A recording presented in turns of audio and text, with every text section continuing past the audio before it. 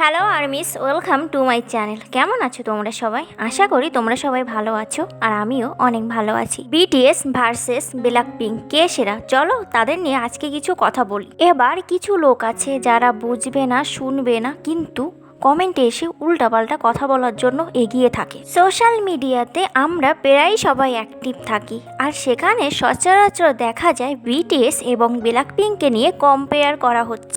আচ্ছা, আমার কথা হচ্ছে একে অপরের সাথে তুলনা করা পর্যন্ত ঠিকই ছিল, কিন্তু ফ্যান্সরা একে অন্যের আর্টিস্টকে অসম্মান করে কথা বলে, কটু কথা বলে। এগুলো কি ভাই? অনেক সময় আমরা সোশ্যাল মিডিয়াতে দেখে থাকি বিটিএস আর্মি হোক বা ব্ল্যাকপিঙ্কের বিলিং হোক, তারাই একে অপরকে ছোট করে কথা বলতেই থাকে।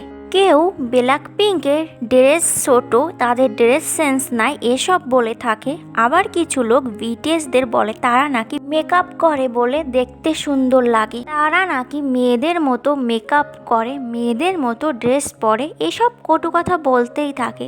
কেউ কারো থেকে কম যায় না, এক কথা বললে আরেকজন 10 কথা বলে। এক প্রকার ফ্যান্স আছে যারা তাদের পছন্দের আইডলদের খারাপ কথা বললে প্রতিবাদ করে, সেটা কতটুকু সত্য সেটা যাচাই বাছাই করে তার সত্যতা তুলে ধরে। আরেক প্রকার ফ্যান আছে যাদের মাথায় ঘিলু বলতে কিছু নাই, মাথা মোটা যাদের বলে, এক কথায় বুদ্ধিহীন। তারা কি করে, একে অপরের আইডলদের নিয়ে নিজেরাই রোস্ট করে। কেউ বলে বিটিএস সেরা, আবার কেউ বলে ব্ল্যাকপিঙ্কদের কোনো যোগ্যতাই নেই। কেউ বলে বিটিএস এর গান ভালো, কেউ বলে ব্ল্যাকপিঙ্কদের গান ভালো না। এভাবে চলতে থাকে আর্মি বিলিং নামে কিছু গিলুহীন, বুদ্ধিহীন, মাথা মোটা মানুষের কাজ।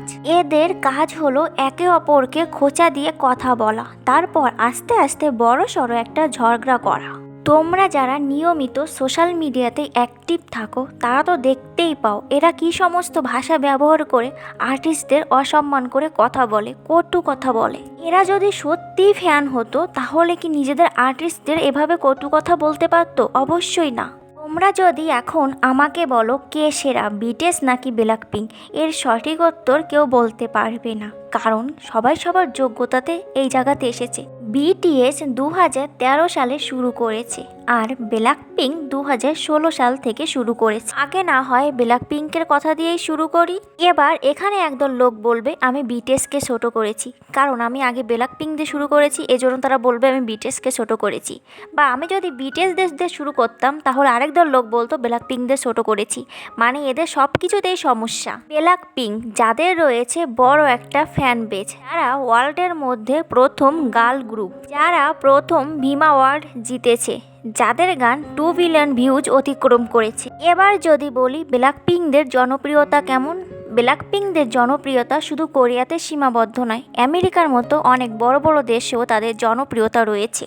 যাদের গান শুনলে বোঝা যায় মেয়েরা অসহায় না, তারা চাইলে অনেক কিছুই করতে পারে। তাদের 4 জনের ভিতর রয়েছে অসম্ভব ট্যালেন্ট। তাদের গানের মাধ্যমে মেয়েরা অনুপ্রেরণা পায়, মেয়েদের বাঁচার এক নতুন শক্তি এনে দেয়। তারা নিজেদের যোগ্যতায় আজ এই পর্যন্ত এসেছে, তাদের যোগ্যতায় এত বড় একটা ফ্যান বেজও তৈরি হয়েছে। তারা কষ্ট করেছে বলে আজ এই পর্যন্ত এসেছে, মানুষের প্রশংসা কুড়িয়েছে, ভালোবাসা কুড়িয়েছে। এবার আসি বিটিএস এর কথায়। বিটিএস এর অ্যাচিভমেন্টের কথা বলে শেষ করা যাবে না। বিটিএসই ওয়ার্ল্ডের নাম্বার 1 ব্যান্ড, যাদের আছে সব থেকে বড় এবং লয়াল ফ্যান্ডম। বিটিএসই প্রথম আমেরিকার আর্টিস্ট অফ দ্য ইয়ার হয়েছে। বিটিএসই এমন আর্টিস্ট যারা পরপর বিলবোর্ডের সর্বোচ্চ অবস্থান করেছে। তারা একমাত্র বড় আর্টিস্ট যারা সঙ্গীতের সব থেকে বড় মঞ্চ গ্র্যামিতে প্রথম কোরিয়ান শিল্পী হিসেবে পরপর নমিনেশন পেয়েছে। তারা একমাত্র আর্টিস্ট যাদের কাছে 28টিরও বেশি ওয়ার্ল্ড রেকর্ড রয়েছে, যাদের গান ডায়নোমাইট 24 ঘন্টায় 100 মিলিয়ন ভিউ অতিক্রম করে। বিটিএসই একমাত্র ব্যান্ড যারা এশিয়ার প্রথম শিল্পী হিসেবে জাতিসংঘে পারফর্ম করেছে এবং বক্তব্য দিয়েছে।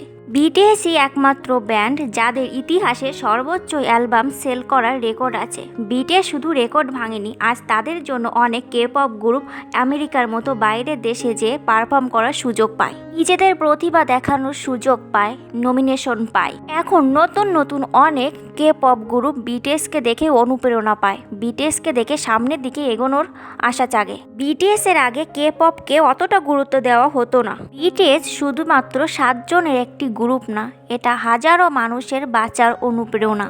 আজ বিটিএস আছেই বলে কে পপ গ্রুপকে এতটা সম্মান দেওয়া হয়। তাই বিটিএসকে নিয়ে খারাপ কথা বলার আগে 10 বার ভাবো কাদের নিয়ে খারাপ কথা বলছো। যাদের নিয়ে খারাপ কথা বলছো তাদের যোগ্যতা কোথায় আর তোমার যোগ্যতা কোথায়? আগে নিজের যোগ্যতা দেখো, তারপর বিটিএসকে নিয়ে খারাপ কথা বলতে এসো। তারা অনেক কষ্টের পর তারপর এই জায়গায় এসেছে, এত মানুষের ভালোবাসা পেয়েছে, সম্মান পেয়েছে। তাই তাদের নিয়ে কিছু বলার আগে তোমাকে অন্তত 10 বার ভাবতে হবে। বিটিএস আর ব্ল্যাকপিঙ্ক দুইজনই নিজেদের জায়গা থেকে সেরা। তারা নিজেদের যোগ্যতায় আজ এ পর্যন্ত এসেছে। তারা দুই গ্রুপ উভয় গ্রুপকেই সম্মান করে। তারা তো তোমাদের বলিনি এইভাবে একে অন্যের পিছনে লেগে থাকতে, তাহলে তোমরা কেন এগুলো করো? কিছু মাথা মোটা গিলুবিহীন মানুষজন এইগুলোই করে, নিজেদের আর্টিস্টদের সাথে অন্য আর্টিস্টদের কম্পেয়ার করে, কটু কথা বলে। তোমরা নিজেরা নিজেদের আর্টিস্টদের সম্মান করো, কেন শুধু শুধু অন্যের পিছনে পড়ে থাকো? নিজেদের আইডলদের যদি সম্মানই না করতে পারো তাহলে তোমরা কেমন ফ্যান? তোমরা শুধু এটাই করতে পারো, 2 দিন পর পর এক একটা টপিক নিয়ে ঝগড়া করতে পারো, এর পিছনে ওর পিছনে লাগতে পারো, একে ওকে কটু কথা বলতে পারো। এই ছাড়া তোমরা কিছুই পারো না। এই সব বাদ দিয়ে নিজেদের আইডলদের প্রতি সম্মান আনো, তাদের প্রতিটা কাজকে সাপোর্ট করো। আজকের ভিডিওটি এই পর্যন্ত। তোমাদের মন্তব্যগুলো একটু কমেন্টে বলো, আর আমার যদি বলায় কোনো ভুল হয়ে থাকে সেটাও তোমরা কমেন্টে একটু বলে দিও।